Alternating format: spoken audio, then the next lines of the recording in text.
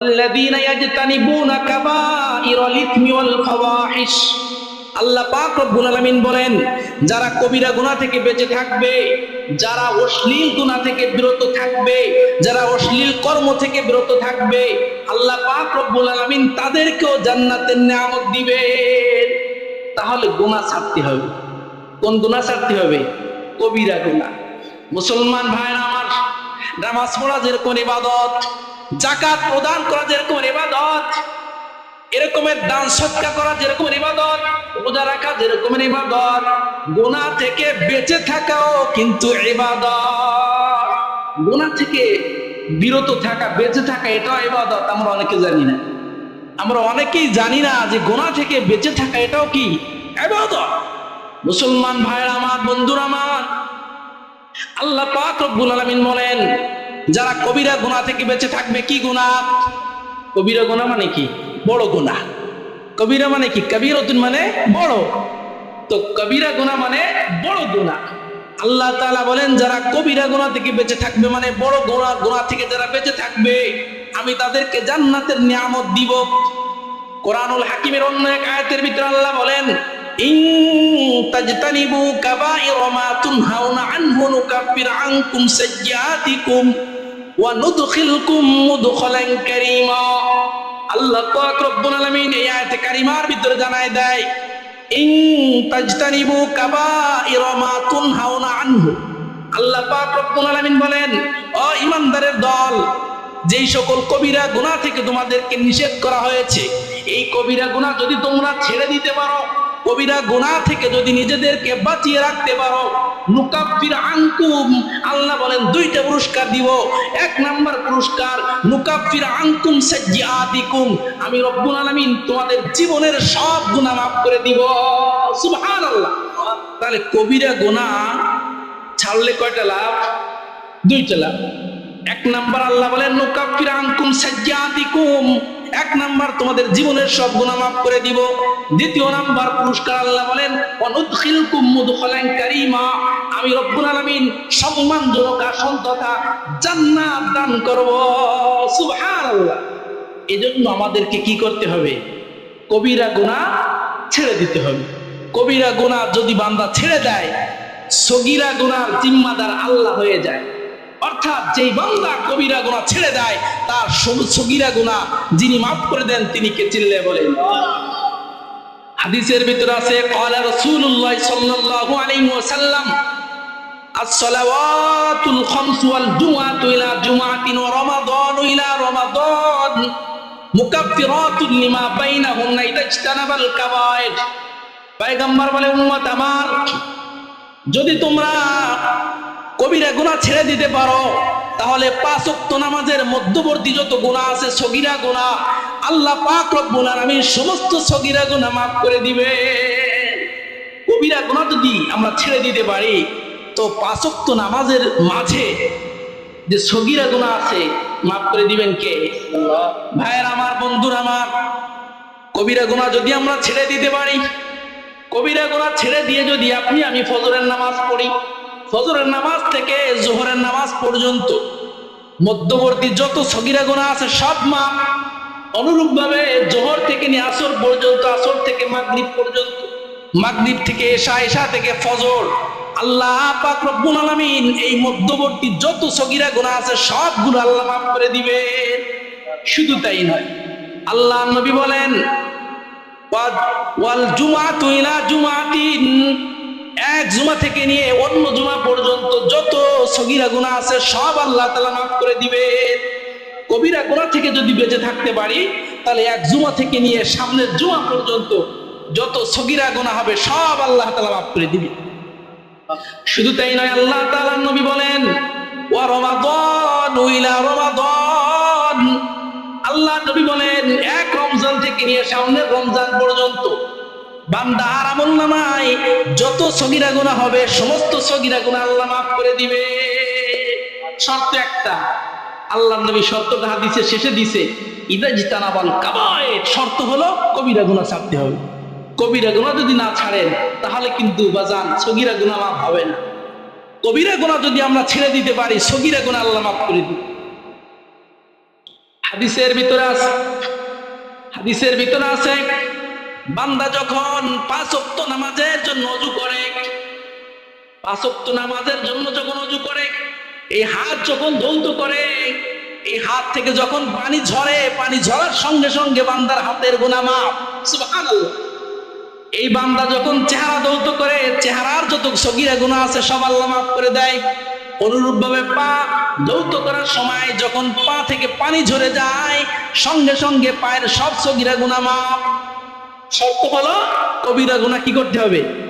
আল্লাহ পাক রব্বুল আলামিন কোরআনুল হাকিমের অন্য এক আয়াতের ভিতরে বলেন, ইন্নাল হাসানাতি ইউযহিবুনাস সাইয়্যাত। আল্লাহ বলেন বান্দা যদি নেক আমল করে, ভালো আমল যদি করে, এই ভালো আমলের মাধ্যমেও সগীরা গুনাহ মাফ হয়ে যায়। এজন্য আমাদেরকে কি করতে হবে? আমাদেরকে প্রথমে সগীরা গুনাহ, প্রথমে কবিরা গুনাহ ছেড়ে দিতে হবে। কবিরা গুনাহ ছেড়ে দিলে সগীরা গুনাহ অটোমেটিক কি হয়ে যাবে? ক্ষমা হয়ে যাবে। মুসলমান ভাইরা আমার, বন্ধুরা আমার, কবিরা গুনাহ যদি আমরা ছাড়তে না পারি, পর্যায়ক্রমে যদি কবিরা গুনাহ করতেই থাকি, তাহলে আপনার আমার এই জীবিত অন্তরটা মারা যাবে। কবিরা গুনাহ বান্দা যখন পর্যায়ক্রমে করতেই থাকে, ওই বান্দার অন্তর জীবিত থাকে না, সঙ্গে সঙ্গে অন্তর মরে যায়। চিল্লায় বলেন নাউজুবিল্লাহ। কবিরা গুনাহ এত বড় ভয়ঙ্কর গুনাহ, কবিরা গুনাহ পর্যায়ক্রমে করলে বান্দার অন্তর কি হয়ে যায়? জীবিত মানুষে হাজারো দামি ঔষধ খাইলে কাজ হয়? কোন কাজ হবে? যদি কারো অন্তর মারা যায়, গুনাহ করতে করতে যদি কারো অন্তর মারা যায়, ওই মৃত্যু অন্তরের পিছে চেষ্টা করলে কিন্তু কাজ হবে না। হ্যাঁ, অন্তর যদি অসুস্থ হয়ে যায়, গুনাহ করতে করতে যদি অসুস্থ হয়ে যায়, অসুস্থ অবস্থায় চিকিৎসা করলে সুস্থ হওয়ার সম্ভাবনা আছে। একটা মানুষ অসুস্থ হয়ে গেছে, অসুস্থ মানুষকে চিকিৎসা করলে সুস্থ হয়ে যায়, কিন্তু যেই মানুষটা মৃত্যুবরণ করেছে, হাজারো চিকিৎসা করলে জীবিত হবে? কশিনকালেও হবে না। আল্লাহ বলেন বান্দারে খবরদার, এই কবিরা গুনাহ ছাড়তে হবে। এই কবিরা গুনাহ যদি না ছাড়ো, পর্যায়ক্রমে এই কবিরা গুনাহগুলো অন্তরকে মেরে ফেলে। অন্তর যদি মারা যায় তো কি হবে? অন্তর যদি কারো মারা যায়, তার ঠিকানা হয়ে যাবে জাহান্নাম। চিল্লায় বলেন নাউজুবিল্লাহ। আল্লাহ পাক রব্বুল আলামিন কালামুল্লাহর ভিতরে জানায় দেয়, ওয়ালাকাদ যারানা লিজাহান্নামা কাসীরাম মিনাল জিন্নি ওয়াল ইনস। আল্লাহ বলেন আমি জাহান্নামের জন্য অসংখ্য অগণিত জিন এবং ইনসান তৈরি করে রেখেছি। চিল্লায় বলেন নাউজুবিল্লাহ। আল্লাহ তাআলা জাহান্নামের জন্য অসংখ্য অগণিত জিন এবং ইনসানকে তৈরি করেছেন। তারা কারা? তারা কারা? বলে যাদের অন্তর মারা গিয়েছে, যাদের অন্তর জীবিত আছে, তাদের জন্য আল্লাহ তাআলা জাহান্নাম তৈরি করে নাই। যাদের অন্তর সুস্থ আছে তাদের জন্য আল্লাহ তাআলা জাহান্নাম তৈরি করেন নাই। এই জাহান্নাম আল্লাহ তাআলা তৈরি করেছেন ওই সকল মানুষের জন্য যাদের অন্তরটা কি হয়ে গেছে? মারা গেছে। আল্লাহ পাক রব্বুল আলামিন বলেন অন্তর মারা গেছে বুঝবা কেমনে? মানুষ যেভাবে মারা যাওয়ার পরে কথা বলতে পারে না, কানে শোনে না, চোখে দেখে না। মৃত্যুবরণ করলে কেউ কথা বলতে পারে? চোখে দেখে, কানে শুনে। আল্লাহ পাক রব্বুল আলামিন বলেন মানুষের অন্তর যখন মারা যায়, চোখ দিয়ে চোখে দেখে না, কান দিয়ে শ্রবণ করে না, অন্তর দিয়ে অনুধাবনও করতে পারে না। লাহুম কুলুবুল লা ইয়াফকাহুনা বিহা। আল্লাহ বলেন যাদের অন্তর মারা যায়, ওদের অন্তর ভালো কিছু অনুধাবন করতে পারে না, ভালো কথা বোঝে না। ভালো কথা আছে না, কোরআন হাদিসের কথা বোঝে না। কোরআন হাদিসের কথা বোঝেন না, তার মানে আপনার অন্তর শেষ। অন্তর কি হয়ে গেছে? মারা গেছে। আল্লাহ পাক রব্বুল আলামিন বলেন লাহুম কুলুবুল লা ইয়াফকাহুনা বিহা। যাদের অন্তর আছে, অন্তর দিয়ে বোঝে না। ওয়ালাহুম আযানুল লা ইয়াসমাউনা বিহা। যাদের কান আছে, কান দিয়ে শ্রবণ করে না, ভালো কথা শুনে না। ওয়ালাহুম আ'য়ুনুল লা ইউবসিরুনা বিহা। যাদের চোখ আছে, চোখ দিয়ে ভালো কিছু দেখে না। আল্লাহ বলেন ওদের অন্তর জীবিত নাই, ওদের অন্তর কি হয়ে গেছে? মারা গেছে। আল্লাহ তাআলা বলেন উলাইকা কালানআম বাল হুম আদল। আল্লাহ পাক রব্বুল আলামিন বলেন যাদের অন্তর মারা যায়, ওরা চতুষ্পদ প্রাণী হয়ে যায়। উলাইকা কালানআম।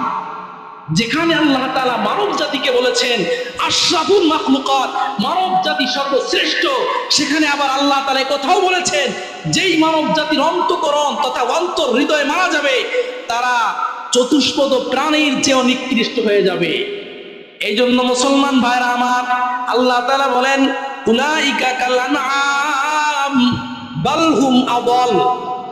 আল্লাহ পাক রব্বুল আলামিন বলতেছেন যাদের অন্তরটা নষ্ট হয়ে গিয়েছে, যাদের অন্তর মারা গিয়েছে, আরে তারা চতুষ্পদ প্রাণী।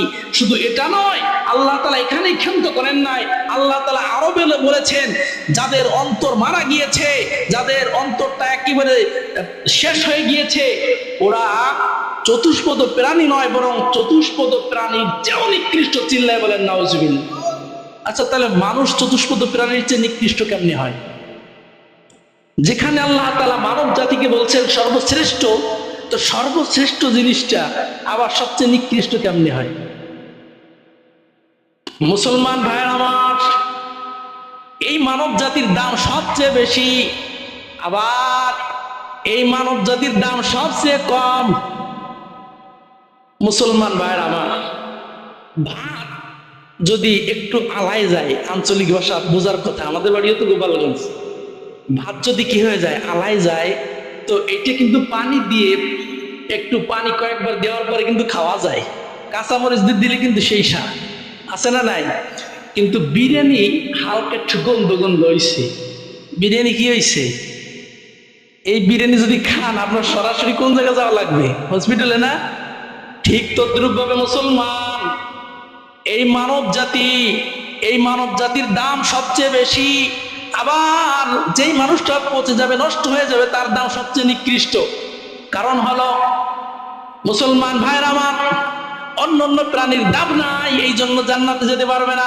একটা কুকুর দাম আছে, অন্য প্রাণীর দাম আছে, দাম নাই, এই জন্য জান্নাতে যেতে পারবে না। আবার মানব জাতি দামি, এই জন্য মানব জাতি জান্নাতে যেতে পারবে। আর যেই মানুষটা জান্নাতে যেতে পারবে না, তার কোথায় যেতে হবে? জাহান্নামে। চতুষ্পদ প্রাণীর জন্য জাহান্নাম আছে? চতুষ্পদ প্রাণীর জন্য জাহান্নাম নাই। গরুর জন্য জাহান্নাম নাই, ছাগলের জন্য জাহান্নাম নাই, কুকুরের জন্য জাহান্নাম নাই, শুকুরের জন্য জাহান্নাম নাই। তো শুকুরের জন্য যদি জাহান্নাম না থাকে, মানুষের জন্য যদি জাহান্নাম থাকে, তাহলে এই মানুষটা কুকুর এবং শুকুরের চেয়ে দামি হলো না নিকৃষ্ট হলো? এই জন্য আল্লাহ তাআলা বলছেন উলাইকা কাল আনআম বাল হুম আদাল। যাদের অন্তর মারা গিয়েছে, তারা চতুষ্পদ প্রাণী নয়, বরং চতুষ্পদ প্রাণীর চেয়েও তারা নিকৃষ্ট হয়ে যায়। চিল্লায় বলেন নাউজুবিল্লাহ। এই জন্য প্রাণের মুসলমানে ক্রাম, অন্তরকে জীবিত রাখতে হবে। কিসের মাধ্যমে? মনে আছে তো, কবিরা গুনাহ ছাড়ার মাধ্যমে। কবিরা গুনাহ যদি ছেড়ে দেয়, তাহলে অন্তর জীবিত থাকবে। যদি কবিরা গুনাহ পর্যায়ক্রমে যদি করতেই থাকি, তাহলে অন্তর কি হয়ে যাবে? মারা যাবে। আল্লাহ পাক রব্বুল আলামিন কবিরা গুনাহ থেকে আমাদেরকে হেফাজত করেন। সবাই বলেন আমিন। তাহলে আল্লাহ তাআলা যাদেরকে জান্নাতের নিয়ামত দিবেন, তাদের দ্বিতীয় নাম্বার গুণ কি? যারা কবিরা গুনাহ থেকে বেঁচে থাকে।